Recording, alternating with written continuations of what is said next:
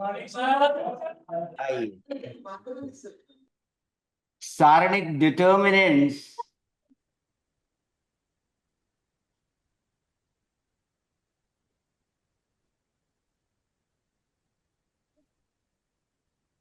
4.4 पर काम हुआ था और उसी को आगे बढ़ा रहे हैं। इससे हमने एडजॉइंट डिफाइन किया था, सहखंडज डिफाइन किया था, और एक थ्योरम और भी लाना चाहेंगे कि अगर ए को एडजॉइंट ए से ऐसे और adjoint A premultiplied to A तो आता है कितना, डिटर्मिनेंट ए और आई।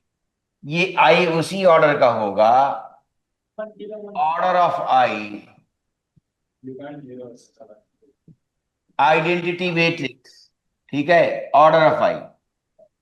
ठीक, तत्समक था। Order of I is same as the order of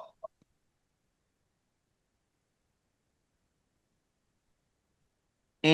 ए का जो ऑर्डर है वही ऑर्डर रहेगा। तो एडजॉइंट या इनवर्स यहां देखना था, ये बात ध्यान देनी है। तो अब आई ये भी देख चुके हैं क्या कि A I is equal to I A is equal to A, ऐसा भी देख चुके हैं। तो आई में जब ये ए इनवर्स मल्टीप्लाई करेंगे तो केवल डिटर्मिनेंट बचेगा। ठीक है, ये भी देख चुके थे। तो अब हमें जाना है इनवर्स निकालने की ओर। तो इस थ्योरम से आगे इनवर्स निकालना चाहते हैं, व्युत्क्रम की ओर जा रहे हैं। ए का इनवर्स चाहिए। अब सेकंडस निकाल चुके हैं, इनवर्स। ठीक है, और इनवर्स निकालने के लिए हमें एडजॉइंट चाहिए, एडजॉइंट सिखा चुके, और दो सवाल निकाले गए एडजॉइंट के लिए। लेकिन अब इनवर्स पर पहुंचना है। इनवर्स हिंदी में व्युत्क्रम है। ठीक है, कोई मैट्रिक्स दिया हुआ है, आव्यूह। ठीक है, तो इनवर्स व्युत्क्रमणीय है। ठीक है, आव्यूह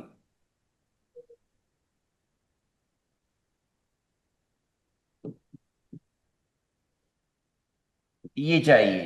तो अब ये कैसे आ जाता है ए इनवर्स, क्योंकि इक्वेशन सॉल्व करने की ओर आगे बढ़ना चाहते हैं।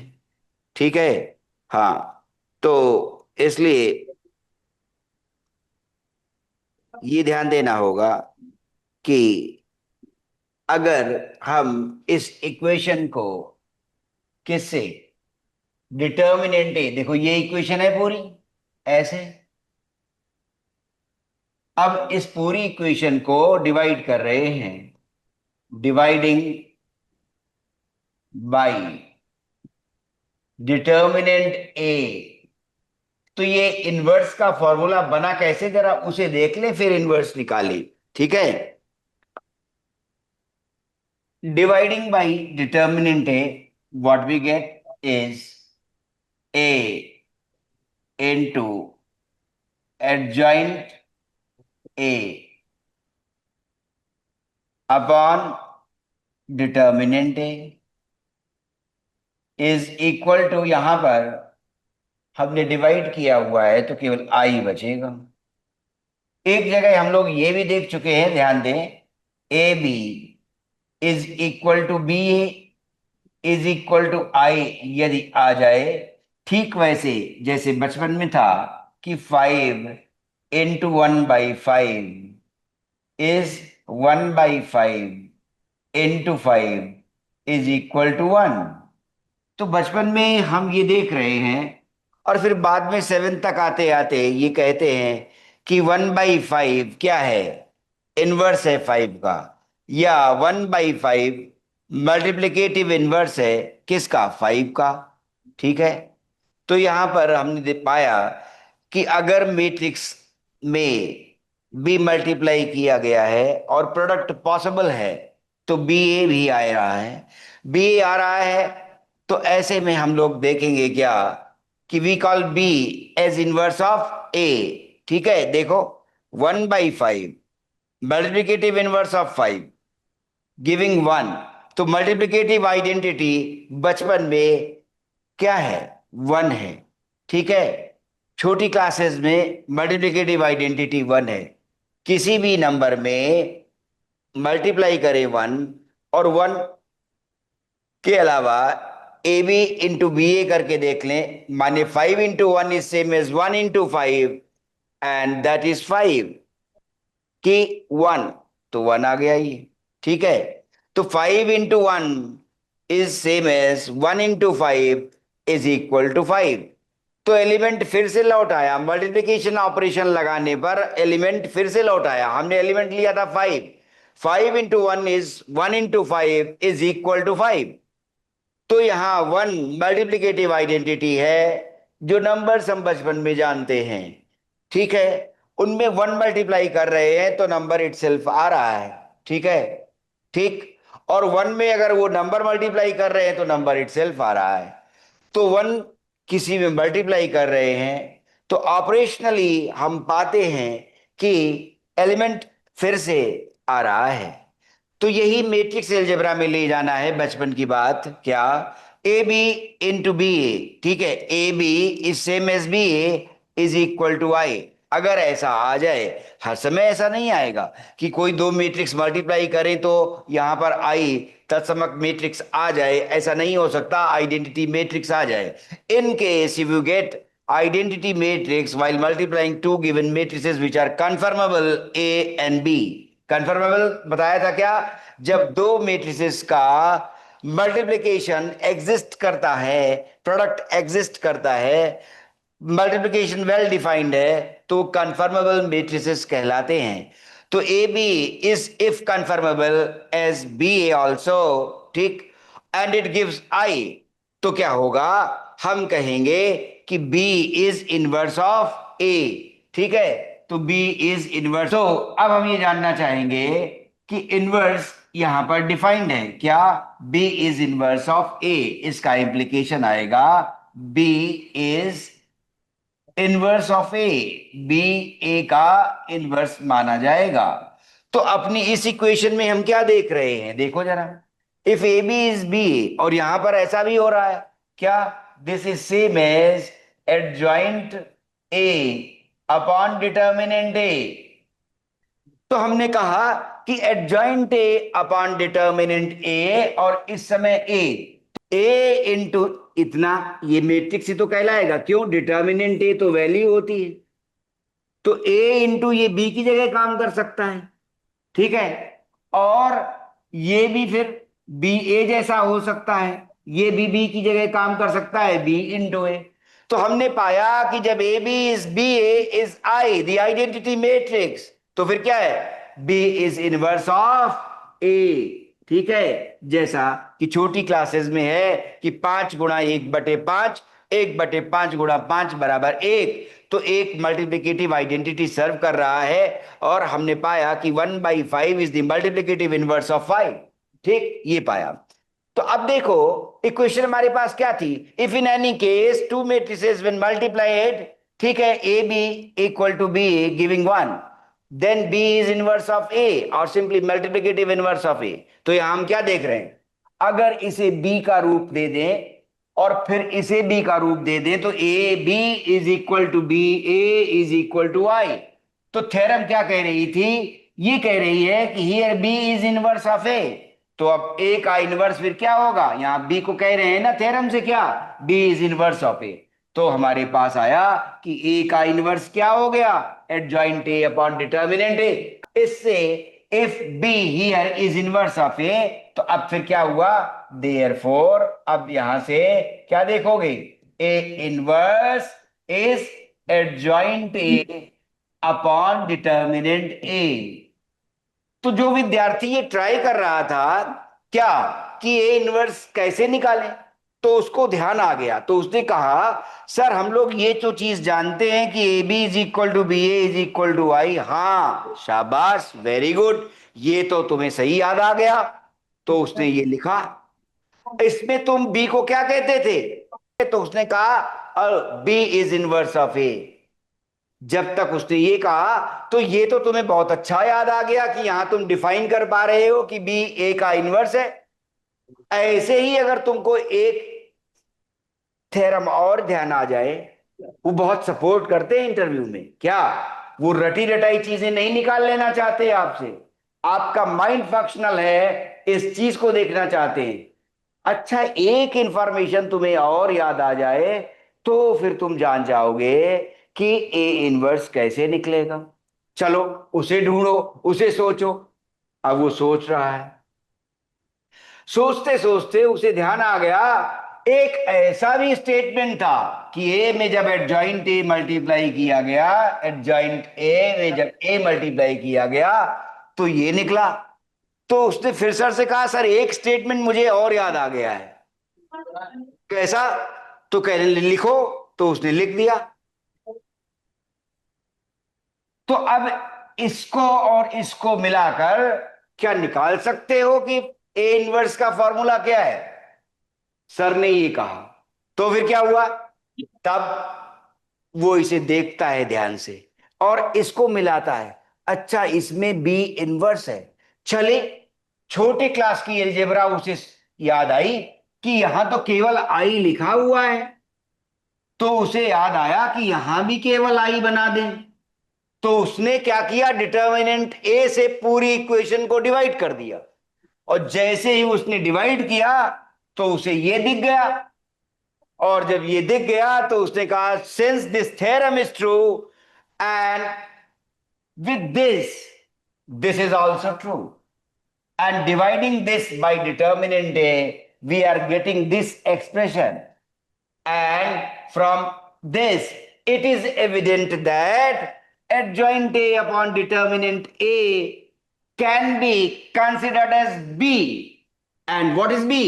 B is the inverse of a.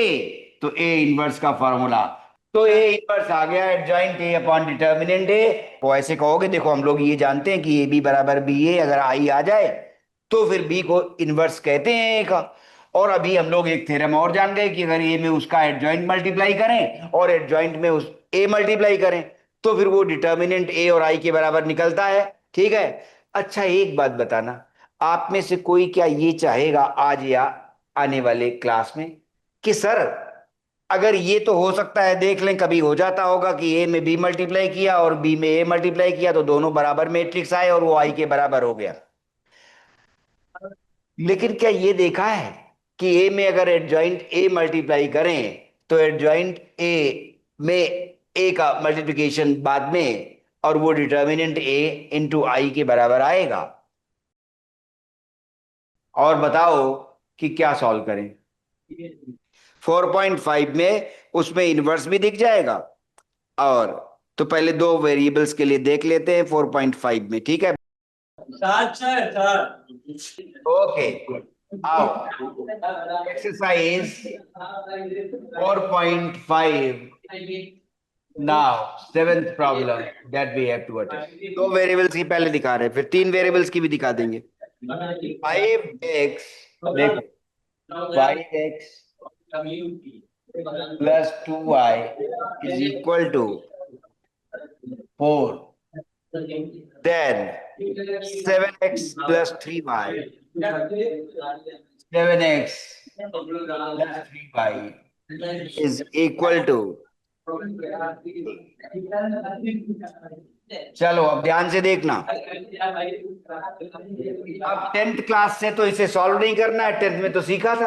अब मैट्रिक्स अलजेब्रा लेनी है, ठीक है? 10th क्लास वाला जो मेथड था, क्रॉस मल्टीप्लिकेशन मेथड था, एलिमिनेशन था by substitution and by equating the coefficients. तो 10th में नो, यहाँ पर 10th तो नहीं लगना। अब 12th, 12th अब यूज करेगा मैट्रिक्स अलजेब्रा, ठीक है? 12th यूज कर रहा है मैट्रिक्स अलजेब्रा। चलो तो इसको हम ट्रांसफॉर्म कर रहे हैं कैसे? A X is equal to B, ऐसे कहें। ए में देखो आवाज ना आए, अब देखते जाना। ए कोफिशिएंट मैट्रिक्स कहलाता है, ठीक है, कोफिशिएंट, गुणांक, ठीक है, या गुणांक के रूप में कहते हैं, ठीक है। तो आइए देखिए जरा, ए में क्या लिखेंगे? 5 2 7 3, ऐसा। और एक्स में एक में एक five, 5, very good very good. और बी में 4, चार पाँच। ठीक है, 4 और 5। अब यहां पर पहले ही हम निकालेंगे कि इसका डिटर्मिनेंट क्या है। क्या है? ये तो लिख, अब डिटर्मिनेंट निकालें। कितना है? 5 × 3 = 15, -14 इज इक्वल टू 1, जो क्या है, not equal to 0। Yes there sir, जब नॉट टू जीरो है तो A is non singular, non singular हुआ, ठीक है, नॉन सिंगुलर, ठीक है। Therefore क्या हुआ? ए इज इनवर्टेबल, ए इनवर्टेबल हुआ, ठीक है।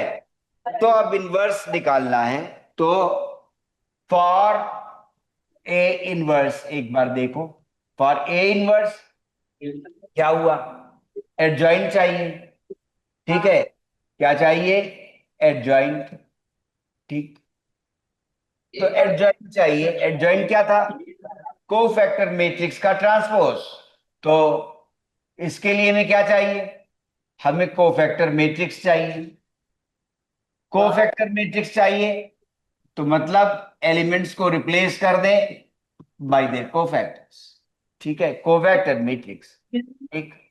एलिमेंट्स को रिप्लेस करने जा रहे हैं, चलो देखो।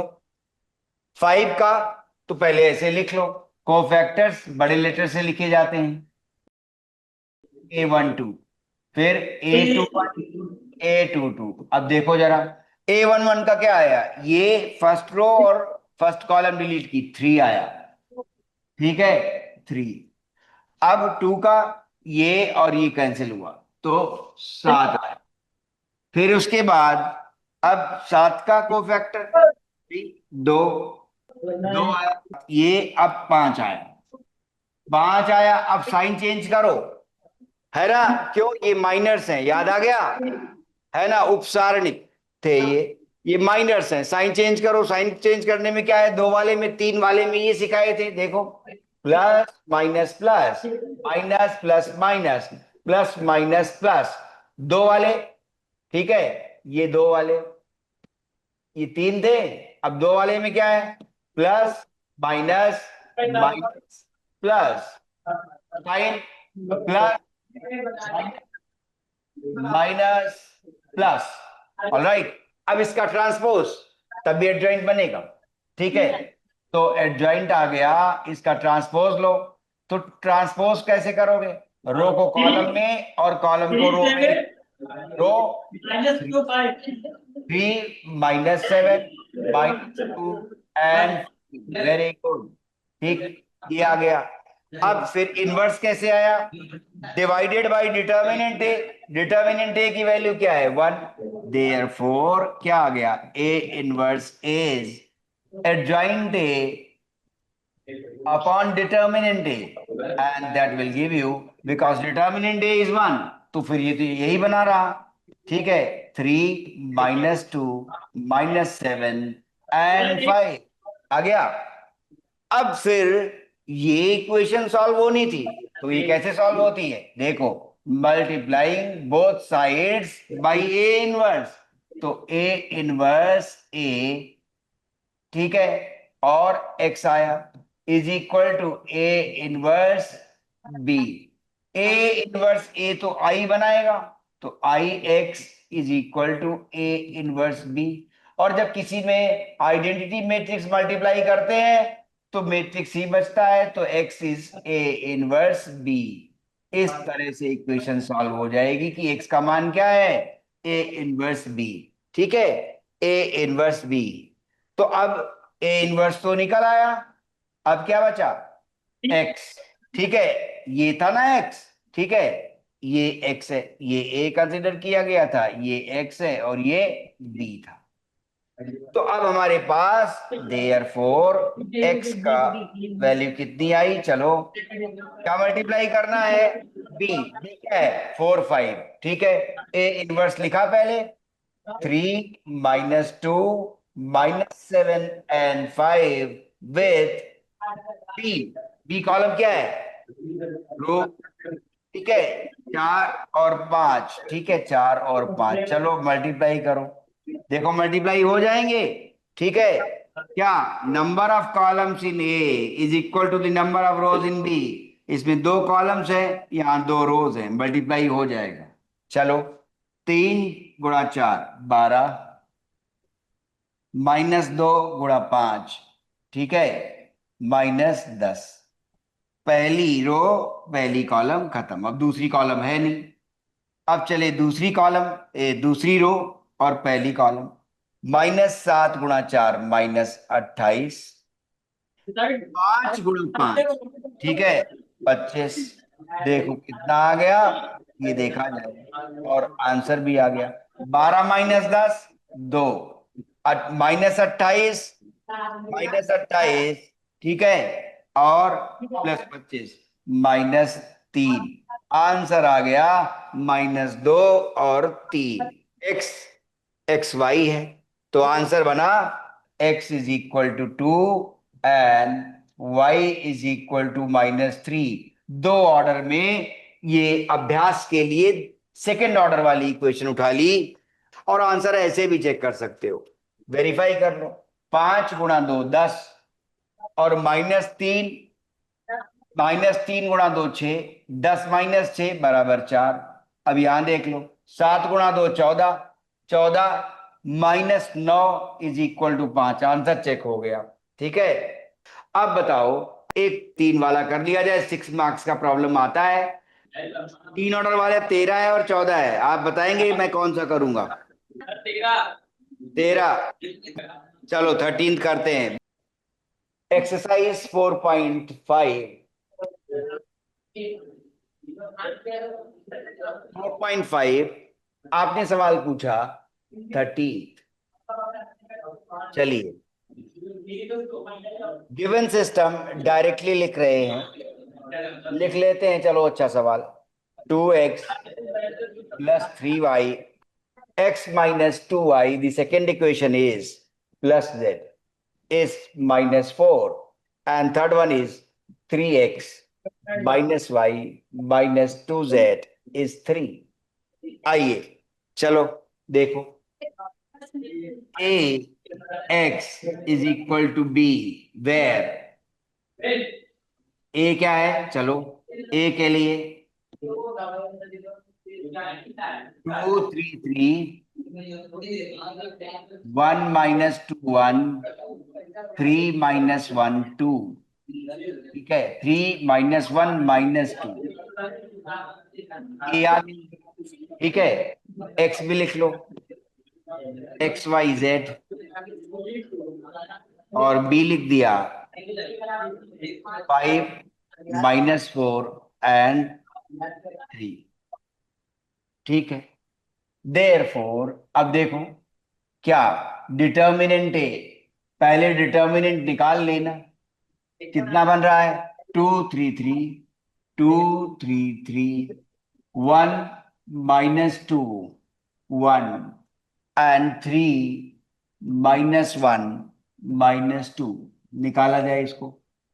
2, याद है डिटर्मिनेंट निकालना सिखा चुके, एक्सपैंड पहली रो के लॉन्ग, जनरली पहला बंद हुआ, 4 + 1 5, डायरेक्टली लिखोगे, 4 माइनस का, फिर से -1 × 1 तो +1 हो गया, 5 आ गया। सेकंड माइनस होता है कोफैक्टर, याद है ये। अब क्या आया, -2 -3 -5, ठीक है, -2 -3 -5, नाउ +3, ये आया -1 और +6 हो जाएगा, क्योंकि माइनस पहले से लगा है, ठीक है, -1 +6, ठीक है, -1 +6, देखिए क्या आ रहा है, 5 × 2 10, माइनस और ये प्लस कितना हो गया 15, और 6 - 1 5 × 3 15, तो ये कितना आ गया 40, not equal to 0। Therefore क्या ए इनवर्स एग्जिस्ट, ठीक है, ए इनवर्स एग्जिस्ट करेगा, ठीक है, ए इनवर्स एग्जिस्ट, ठीक। अच्छा, अब आइए नाउ कोफैक्टर मैट्रिक्स, ठीक है, कोफैक्टर मैट्रिक्स तो जैसे लिख रहे हैं इस तरह से गलतियां कम होती हैं, ध्यान रखिएगा। तो पहले ऑर्डर बना दीजिए, और कुछ विद्यार्थी एग्जाम में ओरल लिखने की कोशिश करते हैं, गलती लिख जाती है। कोफैक्टर मैट्रिक्स चलो पहले खींच दो, A11, A12, A13। कोफैक्टर्स को कैपिटल लेटर से डिनोट करते हैं, अपनी इच्छा के अनुसार स्मॉल लेटर्स मत बनाइएगा। A21, A22, A23 और A31, A32 और A33, A11। चलो, अच्छा, ये पहली रो के तो कोफैक्टर्स यहीं से मिल जाते हैं, 5 - 5, और ये तो निकाल चुके हैं, तो वो लिख लो। 5 - 5, फिर से मेहनत नहीं करनी पड़ेगी, ये आइडिया ले लो। 6 - 1 5, 3 कोफैक्टर्स, साइन बाद में चेंज करेंगे, पहले माइनस कलेक्ट करते हैं, ध्यान रखना ऑर्डर ये बढ़िया रहता है। A21, चलो ये 3 - 6 आ गया, +3 हो जाएगा, -6 +3, -6 और +3 -3। A22 ये और ये बंद हुआ, -4 -9 -13। A23 ये बंद हुआ, -2 -9 -2 -9 -11। थर्ड रो, ये 3 × 1 = 3, 3 + 6 दैट इज 9, 3 2 ये और ये बंद हुआ, 2 - 3, 2 - 3 इज -1। A33 -4 -3 -4 -3 -7। अब साइन चेंज करिए, प्लस माइनस तो प्लस हो गया, प्लस माइनस प्लस, माइनस तो प्लस हो गया, minus plus minus plus minus plus, cofactor matrix तैयार हो गया, ठीक। अब एडजॉइंट और सीधे इनवर्स डायरेक्ट लिख सकते हैं, तो डायरेक्ट लिखिए, ए inverse is adjoint A upon determinant A. Adjoint इसका ट्रांसपोज कर देना है, और डिटर्मिनेंट कितना है 40, तो 1/40, और इसका ट्रांसपोज करो 5 5, रो को कॉलम में लिखना है 5, फिर 3 -13 और 11, फिर 9 1 -7, ठीक है। अब क्या बचा, देयर फोर एक्स आ गया, कितना ए इनवर्स बी होता है, तो लिख लो ए इनवर्स निकल चुका, कितना 5 3 9, 5 -13 1, 5 11 -7, और उसके बाद बी, बी चलो 5 - 4 और 3, 5 -4 और 3, चलो मल्टीप्लाई किया जाए, पहली रो पहली कॉलम, 5 × 5 25 ऐसे लिखोगे, 3 × 4 माइनस का -12 आ गया, 9 ठीक है 3 आएगा, ध्यान से 5 3 और 4 का कॉम्बिनेशन, 9 और 3 27 हो गया, ठीक है, 27 आया 9 × 3। अब दूसरी रो 25 -13 एंड -4 +52, ठीक है, और 8 × 3 इज 3। थर्ड रो 25 11 -44 हो गया, -21 हो गया, चलो देखते हैं क्या स्थिति है आंसर की। और बटे 40 ए इनवर्स, ये बटे 40 चल रहा है भाई, ठीक है, ध्यान रखना। ठीक है, लेकिन ये बटे 40 कुछ विद्यार्थी क्या कर देते हैं, पहले ही अंदर लेकर इसे रख लेते हैं। ये अंदर अगर पहले लेके चले जाएंगे तो लिखने में दिक्कत होगी। लास्ट में इसे एंट्री दीजिए।